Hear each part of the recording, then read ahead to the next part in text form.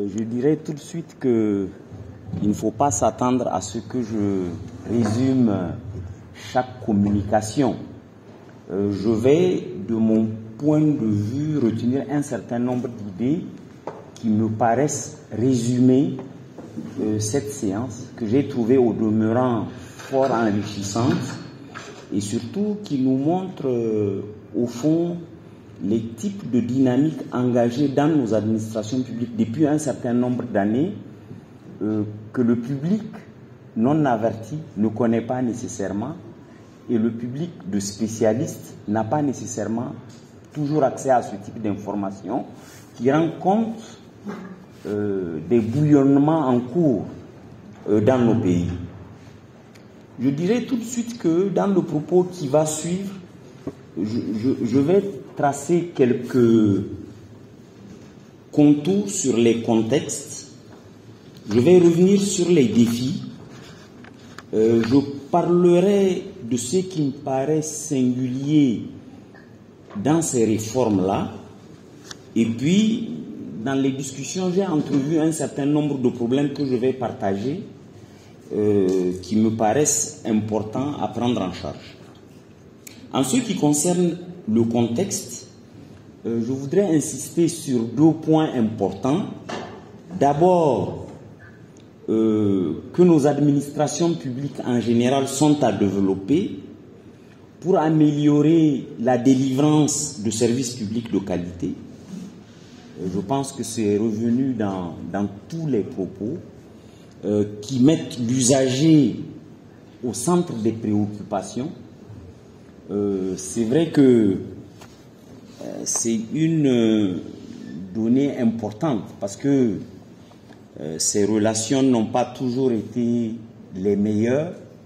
Le plus souvent, quand on les aborde, on a plus affaire à des récriminations qu'à des reconnaissances de services.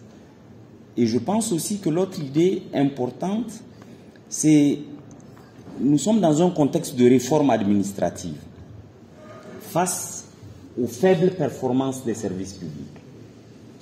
Je pense que c'est important, il faut tenir compte de cela.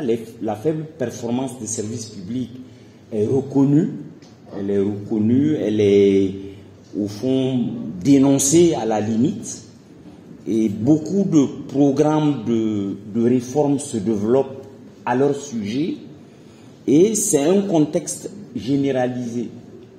Dans la plupart de nos pays, les ministères de la réforme existent et nous voyons bien que les trois partenaires engagés dans ces échanges ont tous des missions qui les amènent à réfléchir sur comment améliorer cette performance-là. Et nous voyons bien, quand on aborde les défis, que nous avons affaire à une diversité de problèmes à résoudre dans chaque pays et dans chaque région et zone, qui font que, en réalité, les problèmes de l'administration ne peuvent pas être vus de façon univoque. Ils sont dispersés dans les administrations, ils sont dispersés dans la société et génèrent chacun des problèmes spécifiques. Nous avons vu, rien que ce matin, ces 6 cas spécifiques que nous avons vus. Comment promouvoir la démarche qualité dans l'administration publique avec l'outil CAF, qui a fait ses preuves. Comment améliorer la performance de l'administration de l'état civil dans l'enregistrement des naissances et des décès. Comment rapprocher le service public de ces usagers nomades très spécifiques. Comment améliorer la gestion des concours au Burkina Faso, dans le cas du Burkina. Et on sait que les concours dans nos pays sont sujets à des dénonciations, ils sont sujets à des doutes légitimes souvent. Comment améliorer la collecte de la TVA à travers la facture certifiée? Comment améliorer l'accès aux services publics par la mise en place d'espaces numériques qui sont au fond des regroupements de services mis à la disposition des usagers à travers un guichet unique. Vous voyez ici, rien que ce matin, nous avons abordé des contextes nombreux, des problèmes à résoudre qui sont nombreux. On peut imaginer que quand on veut aborder ces questions de réforme, en réalité, au-delà des situations macro, même au sein d'un service, on a une multitude de situations, donc qui ne peuvent pas faire l'objet de solutions uniques. C'est pour cela que, au fond, c'est un chantier important et c'est ce qui rend, à mon avis, cet exercice assez original. C'est pour ça que dans mon propos, je parle de ces réformes et de leur singularité. Au fond, qu'est-ce qui fonde la singularité des choses que nous avons vues ce matin? Je voudrais me permettre d'en dire quelques-unes. Peut-être que vous en serez d'accord, mais en tout cas, je les ai perçues ainsi. D'abord, je pense que c'est une démarche originale qui est fondée sur la diffusion de bonnes pratiques. Je pense que ce sujet n'est pas discutable parce que c'est revenu et c'est même l'ambition qui a été développée. C'est un échange également de bonnes pratiques qui est envisagé à l'échelle sous-régionale, qui permet d'élargir le cadre national en créant au fond des réseaux d'échange de bonnes pratiques. Et je crois que c'est intéressant parce que assez souvent, ces questions sont vues nationalement. Ici, ceux qui les portent se font le défi d'échanger ces questions à l'échelle sous-régionale et peut-être même d'aller au-delà. Et je dirais pourquoi c'est intéressant. En fait, c'est intéressant parce que ça permet de sortir de l'import-export institutionnel, fondé le plus souvent sur un flux nord-sud qui s'est traduit par des échanges asymétriques et qui ont généré au fond beaucoup de lectures. On parle souvent du transfert des modèles, on parle des modèles voyageurs, on parle du mimétisme institutionnel. Tout ça sont des sujets qui reviennent, qui montrent qu'il y a un modèle qui a réussi, qui l'amène tout bas. En fait, le présupposé de cette vision, c'est de dire que les administrations africaines sont des administrations européennes en devenir. C'est-à-dire qu'elles sont là, mais c'est des administrations, elles vont finir par être comme des administrations européennes. Ce sont des vues qui sont de plus en plus perçues comme inacceptables parce que les administrations européennes elles-mêmes sont en train de changer, de reconnaître un peu leurs carences. Et je pense qu'il y a eu des situations qui nous ont montré beaucoup de limites, qui montrent que, au fond, nous sommes en présence de démarches qui sont singulières et qu'il faut les prendre en compte telles quelles. Je pense que la démarche, à travers les exemples que nous avons écoutés, au fond, si elle devait faire l'objet de diffusion de bonnes pratiques, nous sortirons du modèle de jacobinisme administratif caractérisé par des modèles de réforme imposées d'en haut.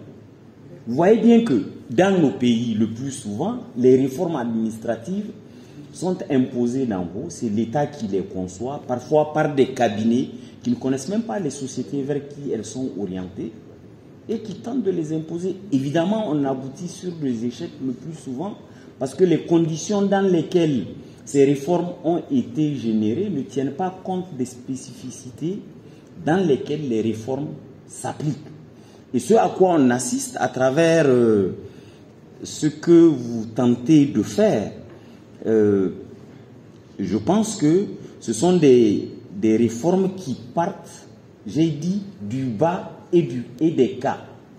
D'abord, ici, du bas, parce que ce n'est pas le sommet de l'État, ce n'est pas le Conseil des ministres, mais c'est des services administratifs qui identifient comment améliorer leur performance dans leur cadre de compétences, qui proposent des modèles, qui les font fonctionner pour en faire des cas d'école intéressants qu'ils systématisent et qu'ils peuvent diffuser, dans le cas qui nous concerne, dans un cadre sud-sud.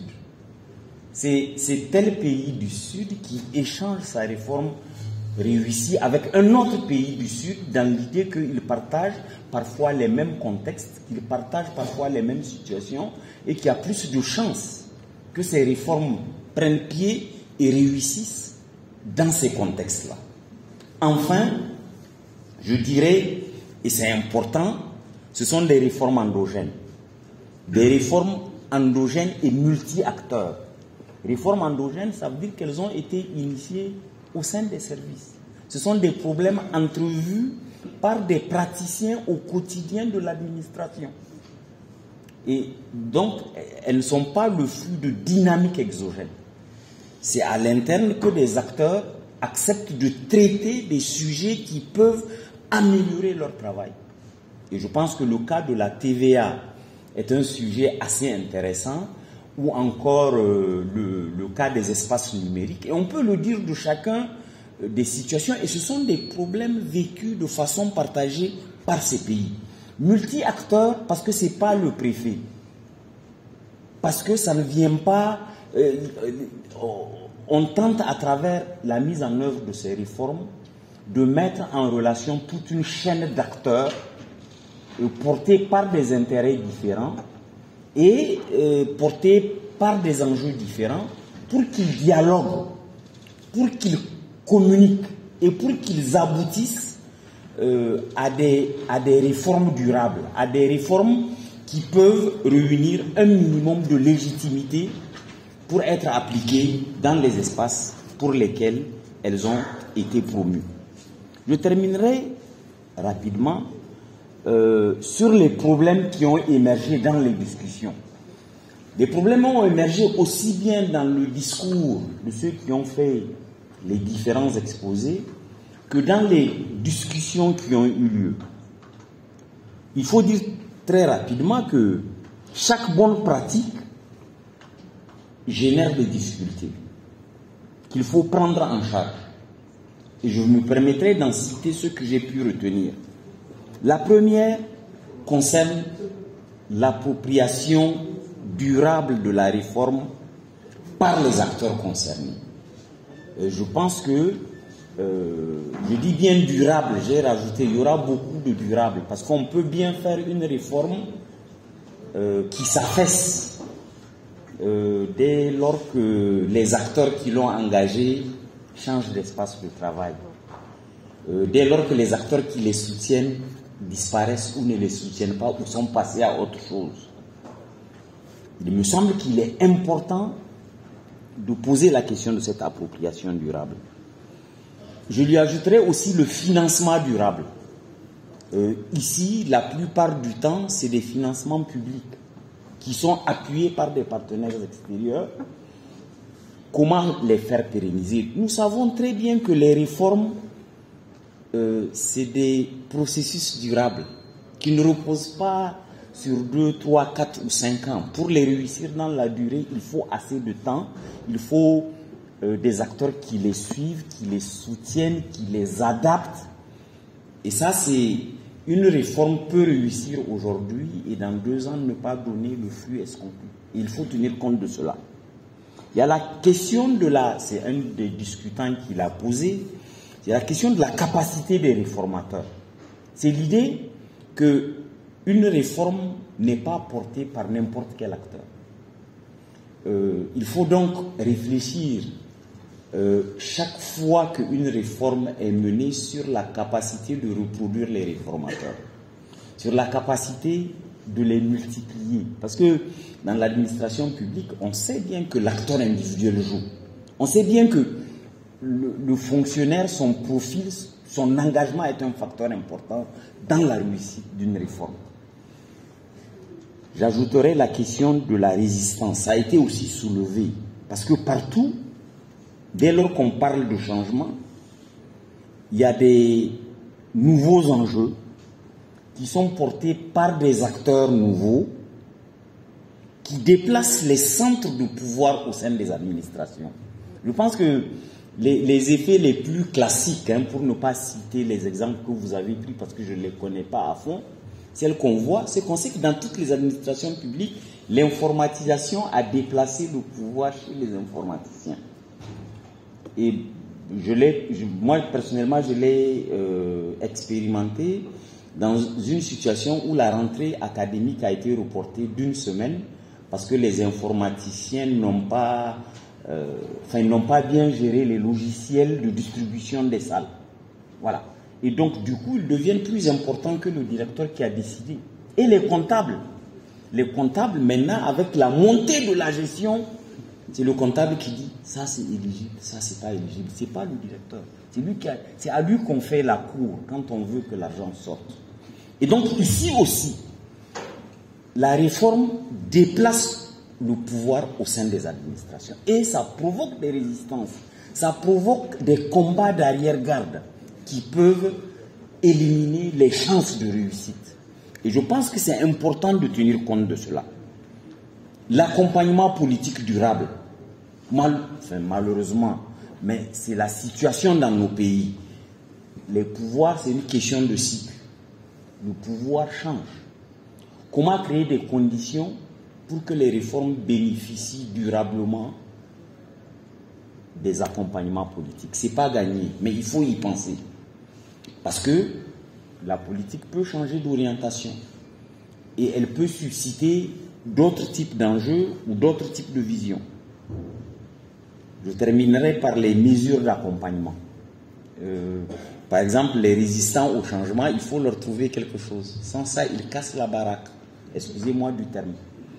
Et c'est réel. Mais les mesures d'accompagnement ne sont pas seulement les mesures de déclassement, reclassement. C'est parfois tout un ensemble de choses qu'il faut identifier par les comités qui sont mis en place et qui font la réforme et qui doivent tenir compte de cela. Je terminerai, mais ça c'est mon avis, je me considère aussi comme un participant. Si j'avais la parole, j'allais poser ce sujet. C'est la question de la durée qui me paraît vraiment essentielle. Une réforme, elle donne dans le temps. Une réforme, on n'a pas les résultats dans l'immédiat. Et ça veut dire qu'il faut l'accompagner. Je ne voudrais pas prêcher pour ma chapelle, mais je pense qu'il faut l'accompagner au plan intellectuel. Il faut l'accompagner au plan de la réflexion. Il faut qu'elle ne soit pas que pratique. Il faut qu'elle soit soutenue à tous les niveaux. Et quand je parle d'accompagnement, c'est aussi de ça que je parle. Voilà, mesdames et messieurs, les quelques éléments que j'ai retenus au cours des discussions que vous avez eues ce matin.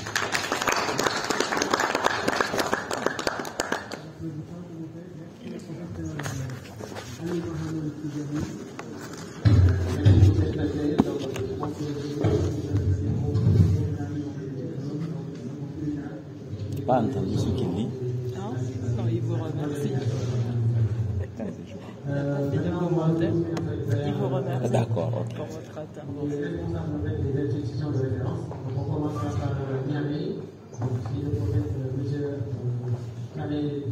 Bon, je vous laisse votre poste. Merci. Merci. Bon, mais je n'ai pas caché la vie. Je voudrais vraiment souligner, vous m'avez pris de cette initiative loi, de son originalité, parce que bien qu'activement les plantations de ce matin, nous faut le tenir, bien que ce soit pas faire toutes les notes que nous sommes sur ce projet, je me suis dit vraiment, il était temps